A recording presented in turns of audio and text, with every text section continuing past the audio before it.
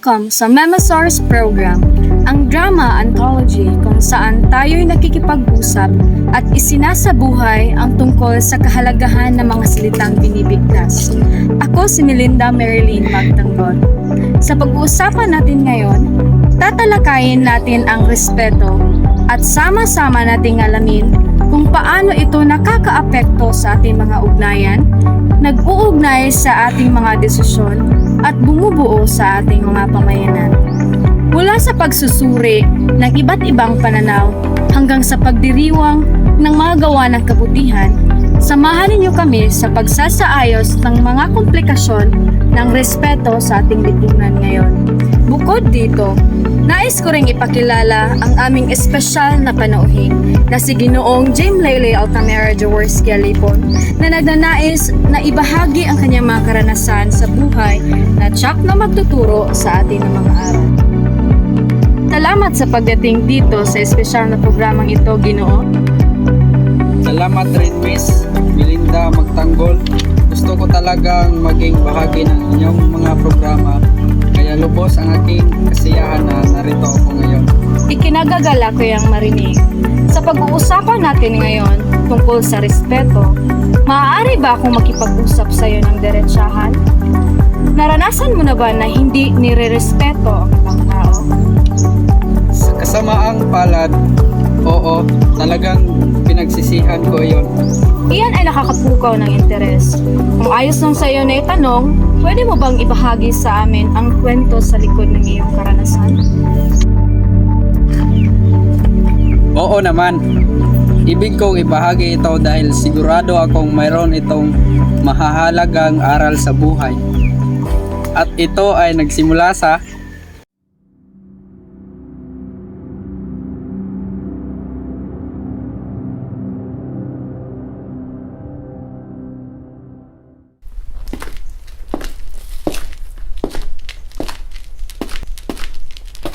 Sa biyahe ng buhay, may mga sandali ng pangungulila.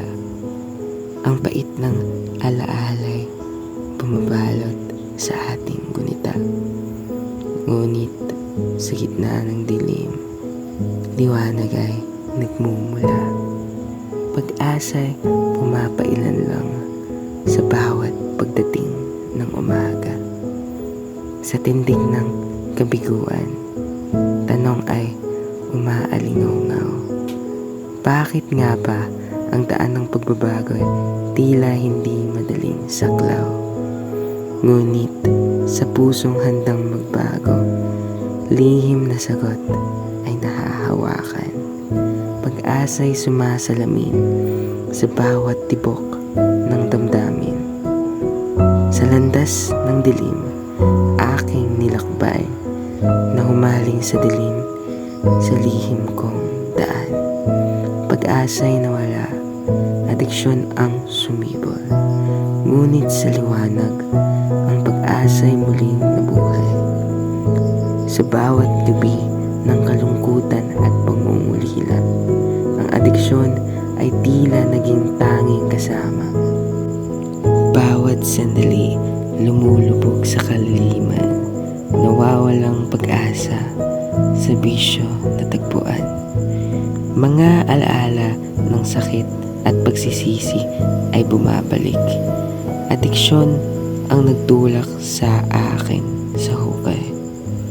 Ngunit kahit sa gitna ng dilim at pagkadapa, pag-asa'y nananatili, naghihintay na muling magising.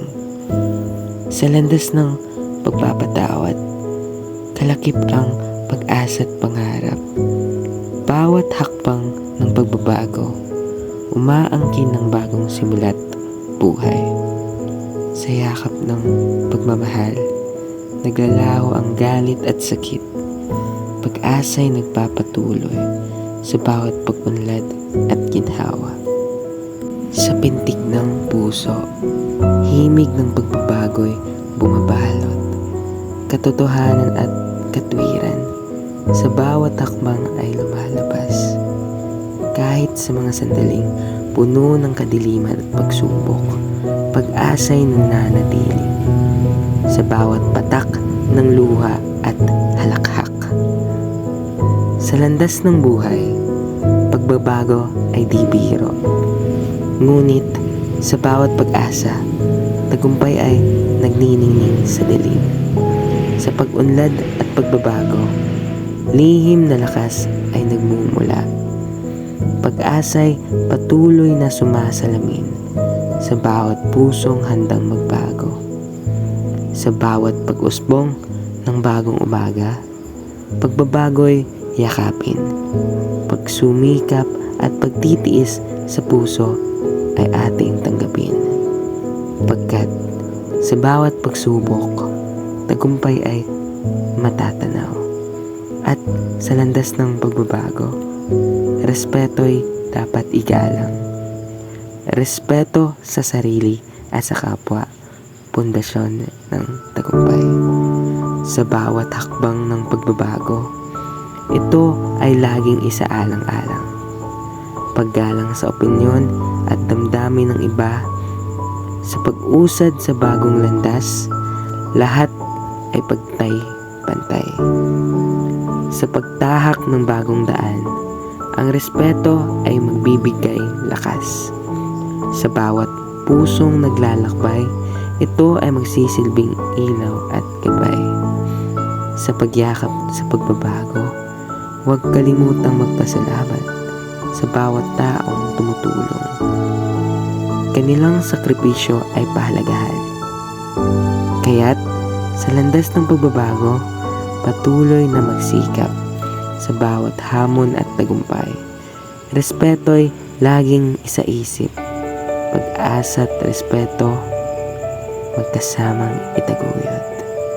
Sa ating pag-unlad, ito ay magiging sandigan at tulay.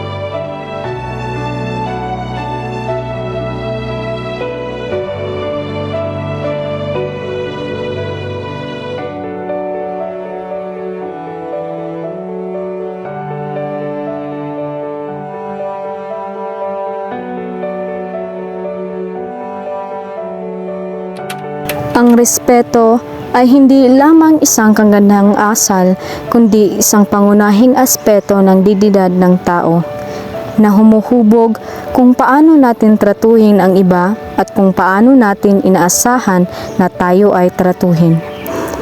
Ito'y nagbubuklod sa isang kultura ng pagtanggap kung saan tinatanggap at ipinagdiriwang ang iba't ibang pananaw.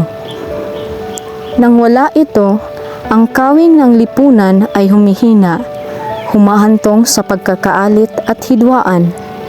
Salamat sa pagiging bahagi ng aking programa at sana ay mayroon kayong maraming pagpapala sa hinaharap. Salamat sa inyong pakikinig at panunood.